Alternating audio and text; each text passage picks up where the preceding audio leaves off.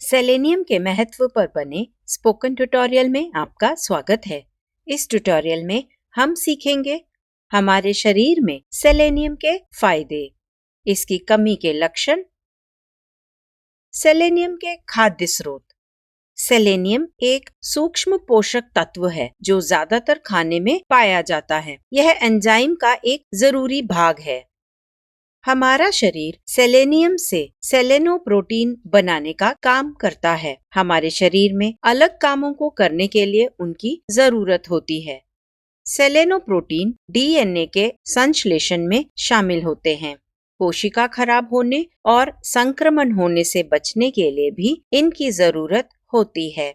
हमारी मांसपेशियों को स्वस्थ रखने के लिए उनकी जरूरत होती है और रोग प्रतिरोधक शक्ति को मजबूत बनाने के लिए भी। एक स्वस्थ थायराइड ग्रंथि के लिए सेलेनियम और सेलेनोप्रोटीन की जरूरत होती है। सेलेनियम की ज्यादा से ज्यादा मात्रा थायराइड ग्रंथि में मौजूद है। थायराइड ग्रंथि गर्दन के हिस्से में मौजूद एक तितली के आकार की ग्रंथि है। सेलेनोप्रोटीन थायराइड हार्मोन के चयापचय में मदद करते हैं।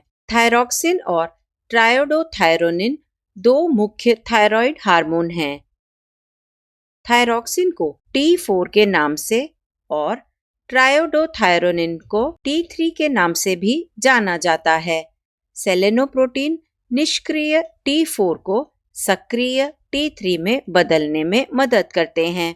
ये हार्मोन बढ़ने के लिए, चयापचय और विकास के लिए जरूरी हैं। सेलेनियम ऑटो इम्यून थायरोइडिटिस वाले लोगों के लिए फायदेमंद है। यह एक ऐसी स्थिति है जिसमें हमारी रोग प्रतिरोधक प्रणाली थायराइड ग्रंथि पर हमला करती है। सेलेनियम दिमाग के कामों के लिए जरूरी है। यह संचालन, समन्वय, याददाश्त और अनुभूति में मदद करता है। शुक्राणुओं के बढ़ने और टेस्टोस्टेरोन के बनने के लिए सेलेनियम की जरूरत होती है। यह कैंसर और दिल की बीमारियों के खतरे को भी कम करता है। सेलेनियम एक एंटीऑक्सीडेंट के रूप में भी काम करता है। एंटीऑक्सीडेंट वे पदार्थ हैं जो हमारे शरीर को फ्री रेडिकल से होने वाले नुकसान से बचाते हैं। फ्री रेडिकल ऐसे पदार्थ हैं जो हमारे शरीर में अपने आप से ही बनते हैं। वे तभी नुकसानदायक बनते हैं जब वे ज्यादा मात्रा में होते हैं। अब सेलेनियम की कमी से होने वाली बीमारियों को देखते हैं। सेलेनियम की कमी वाले शिशुओं में केशन की बीमारी होती है। ऐसे में दिल बड़ा हो जाता है और ठीक से काम नहीं करता है। काशिनबेक रोग हड्डियों और जोड़ों की बीमारी है। यह उन किशोरों और शिशुओं में देखा जाता है जिनमें सेलेनियम की कमी हो। पुरुषों में बांझपन में बढ़ावा और प्रोस्टेट कैंसर भी देखा जाता है। मैं अब आपको सेलेनियम की कमी के लक्षण बताऊंगी। उदास मनोदशा, चिंता, भ्रम और मांसपेशियों की कमजोरी इसके कुछ लक्षण हैं। सेलेनियम की कमी कुछ तकलीफों के खतरे को बढ़ा सकती है। सेलेनियम और आयोडीन की कमी मिलकर थायराइड रोग के होने के खतरे को बढ़ाते हैं। हाइपोथायराइडिज्म सेलेनियम की कमी से भी जुड़ा हुआ है। यह एक ऐसी स्थिति है जिसमें थायराइड हार्मोन का बनना कम होता है। इसकी कमी से कैंसर, अल्जाइमर्स और दिल के रोग का खतरा बढ़ जाता है।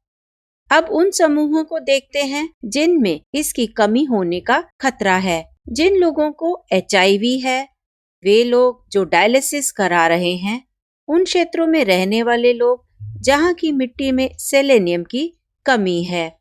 अब मैं आपको सेलेनियम की सुझाई गई मात्रा के बारे में बताऊंगी। हर रोज सेलेनियम की अनुशंसित आहार सेवन विभिन्न आयु समूहों के लिए अलग अलग होती है। 1 से 3 साल के शिशुओं को 20 माइक्रोग्राम की जरूरत होती है। 4 से 8 साल के लिए यह 30 माइक्रोग्राम है। 9 से 13 साल के लिए 40 माइक्रोग्राम की जरूरत होती है। 14 से 18 साल के लिए 55 माइक्रोग्राम की जरूरत होती है। वयस्कों को 55 माइक्रोग्राम की जरूरत होती है। गर्भवती महिलाओं को 60 माइक्रोग्राम की जरूरत होती है। दूध पिलाने वाली माताओं को 70 माइक्रोग्राम की जरूरत होती है। इन जरूरतों को पूरा करने के लिए सेलेनियम से भरपूर खाना खाने की सलाह दी जाती है। सेलेनियम के खाद्य स्रोतों को देखते हैं। चिकन, चिकन कलेजी, अंडे, मछली और सीप मछली इसके अच्छे उदाहरण हैं। बकरी का मांस, कलेजा और गुर्दा भी बहुत अच्छे उदाहरण हैं। अनाज, दालों और बीजों में भी सेलेनियम होता है।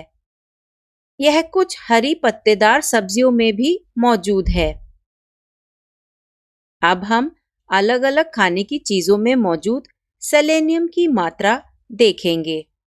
कृपया ध्यान दें कि बताई गई सेलेनियम की मात्रा कच्चे खाद्य पदार्थों के लिए है। एक अंडे में लगभग 40 माइक्रोग्राम सेलेनियम होता है। 100 ग्राम केकड़े में लगभग 71 माइक्रोग्राम होता है। 100 ग्राम बांगड़ा या 2 छोटे टुकड़ों में लगभग 64 माइक्रोग्राम होता है। 100 ग्राम या बकरी के 2 गुर्दों में लगभग 142 माइक्रोग्राम होता है। 100 ग्राम या 2 चिकन कलेजी में लगभग 46 माइक्रोग्राम होता है। चिकन के 100 ग्राम या 4 छोटे टुकड़ों में लगभग 20 माइक्रोग्राम होता है। 30 ग्राम या 2 बड़े चम्मच बिना छिलके वाली मूंग दाल में लगभग 15 माइक्रोग्राम होता है। 30 ग्राम या 2 बड़े चम्मच सूखे मटर में लगभग 15 माइक्रोग्राम होता है। 30 ग्राम या 2.5 बड़े चम्मच कुटकी में लगभग 12 माइक्रोग्राम होता है। 30 ग्राम या 2 बड़े चम्मच गेहूं में लगभग 14 माइक्रोग्राम होता है। 10 ग्राम या 1 बड़े चम्मच हलीम के बीजों में लगभग 5 माइक्रोग्राम होता है। 10 ग्राम या 1 बड़े चम्मच तिल में लगभग 3 माइक्रोग्राम होता है। 10 ग्राम या 1 बड़े चम्मच राम तिल के बीजों में लगभग 4 माइक्रोग्राम होता है। 100 ग्राम अगेती के पत्तों में लगभग 30 माइक्रोग्राम होता है। 100 ग्राम चौलाई की पत्तियों में लगभग 21 माइक्रोग्राम होता है। अच्छे स्वास्थ्य के लिए इन खाद्य पदार्थों को अपने हर रोज के खाने में शामिल करें। अब यह ट्यूटोरियल यहीं समाप्त होता है। IIT बॉम्बे से मैं बेला टोनी आपसे विदा लेती हूँ। हमसे जुड़ने के लिए धन्यवाद।